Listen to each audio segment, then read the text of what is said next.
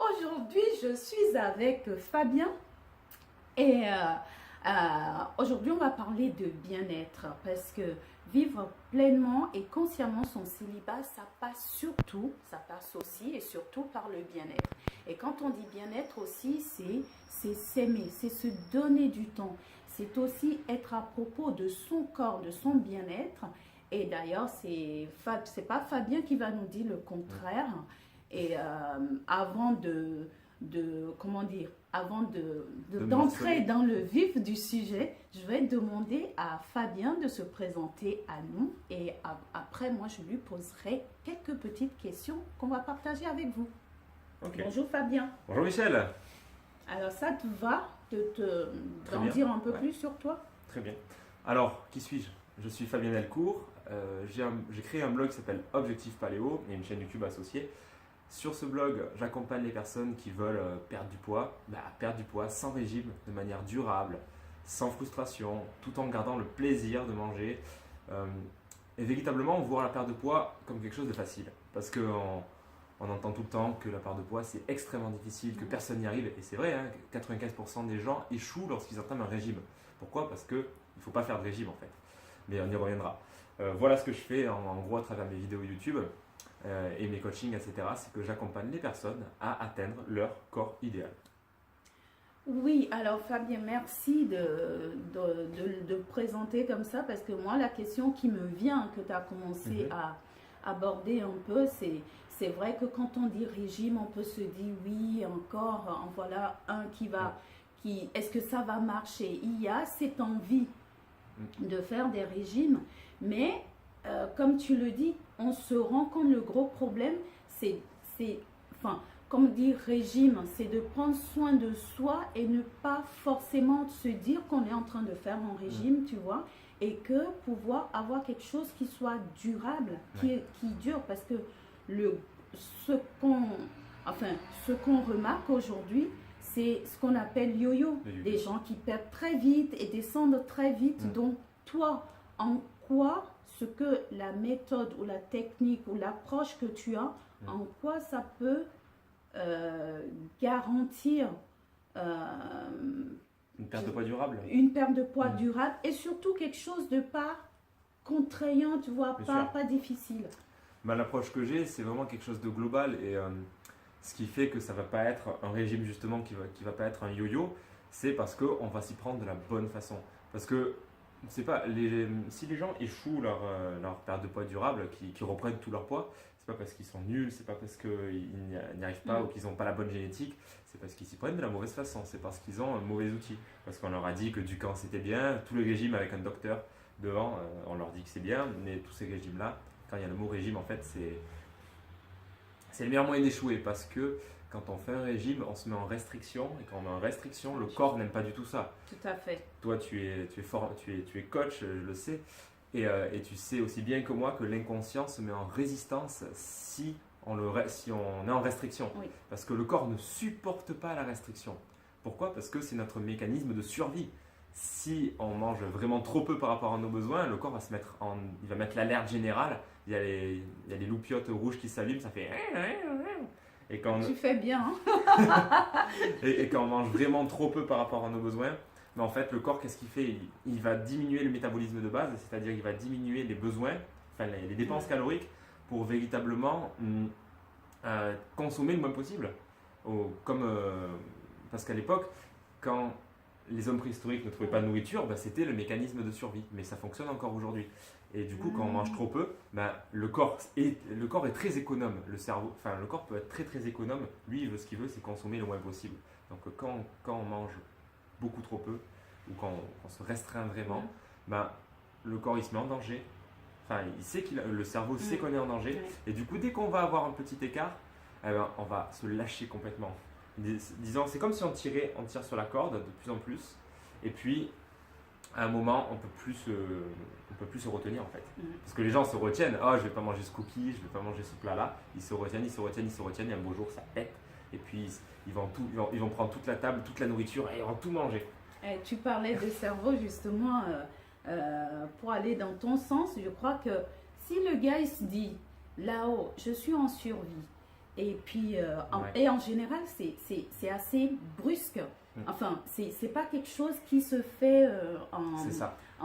comment dire, je trouve pas le mot, aide-moi Bien sûr. Fabien, qui Bah, se fait par étape. Ouais. On décide un jour et puis on coupe tout.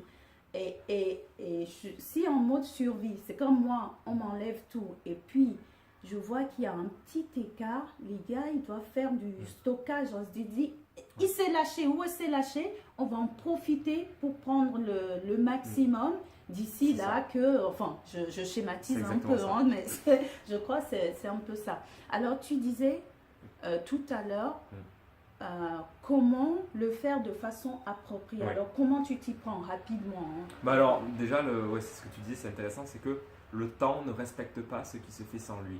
Donc, si on veut tout trop vite, ça ne marchera pas. Donc, faut pas être pressé.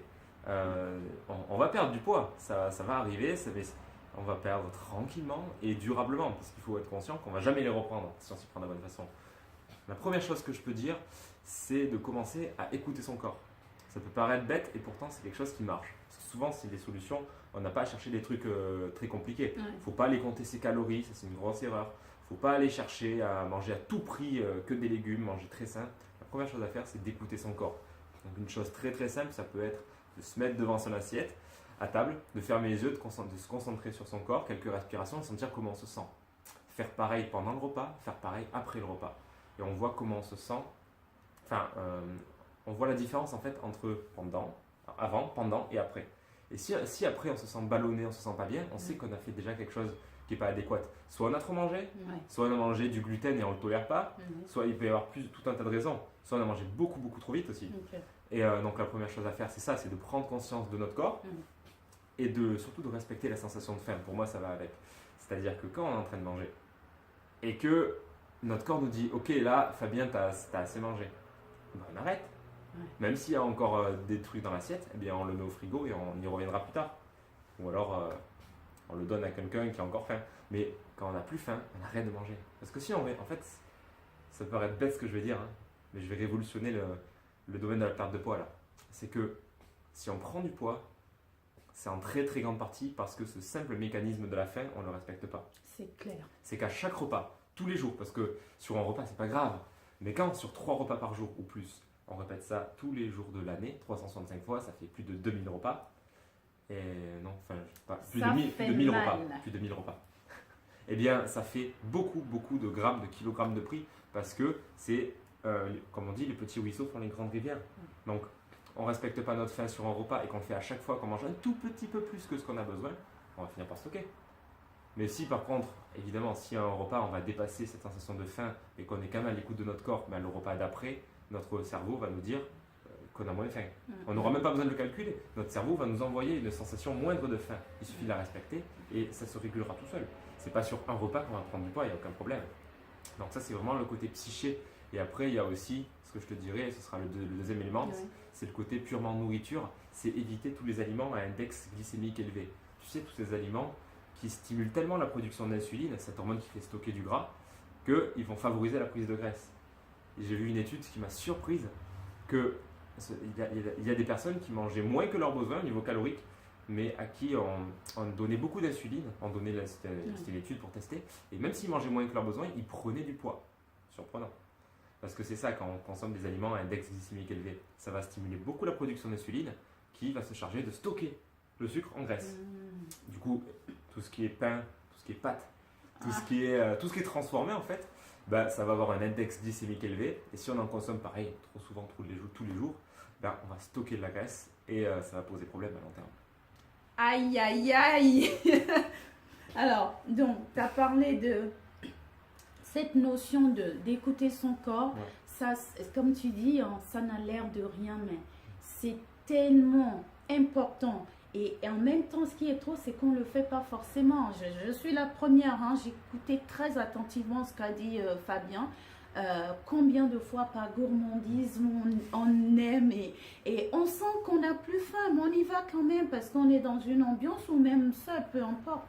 Et l'autre chose aussi qui revient, c'est beaucoup de gens que je vois qui disent je ne peux pas laisser la nourriture, je ne peux pas jeter. Et c'est fou quoi. Et qui se, comment dire, qui continuent de manger Exactement.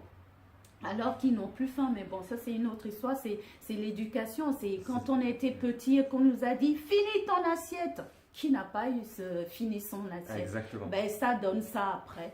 C'est un peu dommage. Donc, écouter son corps et choisir en fait la qualité, enfin choisir ce qu'on mange Bien sûr. et éviter les produits à index glycémique élevé. C'est Ah ça. oui, je suis arrivée.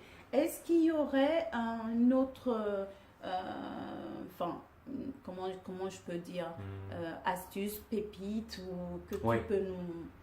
Ouais, une bonne pépite que je peux vous partager, c'est oublier les 3 repas par jour. Oublier l'idée qu'il faut manger le matin. Oublier tous ces mythes qui veulent vous faire croire qu'il y a une façon de manger en fait. Vous pouvez manger, en gros, j'exagère, mais si vous prenez des aliments à peu près sains, vous pouvez manger ce que vous voulez, quand vous le voulez. Respectez juste votre corps, mangez quand vous avez faim. Si c'est le matin et que vous n'avez pas faim, ne mangez pas. Oui. Ne culpabilisez pas par rapport à ça. Aucune étude n'a montré qu'on grossissait si on ne prenait pas de petit-déj. Aucune étude a montré qu'on grossissait si on prenait 2 repas, 1 repas par jour, ou 5 ou 10. On ne va pas reprendre non plus 10 repas par jour, mais ça ne sert à rien de prendre 3 repas, ça ne sert à rien de petit déjeuner si on n'a pas faim. Donc si on a faim à 11h, on mange à 11h. Donc ça peut nécessiter un temps d'adaptation. Mais il est important d'écouter notre corps qui nous dise quand on a faim. Et d'éviter aussi de manger après 20h, 21h. Non pas parce qu'on va stocker du gras, mais parce que ça peut perturber plus facilement le sommeil. Si on mange trop proche de l'heure de coucher, ça peut poser des problèmes. Mais ce que tu es en train de dire, je rebondis là-dessus parce que moi, je peux témoigner de ça. Je me suis rendu compte personnellement que quand je mange après une certaine heure, rien à faire, moi le matin, je me réveille, soit j'ai un sommeil qui est perturbé ou je me réveille surtout avec des maux de ventre. Donc je pense que c'est hyper important parce que je suppose que au lieu de vaquer à d'autres occupations, mais il y a toute l'énergie qui est prise dans la digestion. Exactement. C'est bien ça? C'est exactement ça. C'est que ce que votre corps va utiliser pour la digestion, il ne va pas utiliser pour autre chose.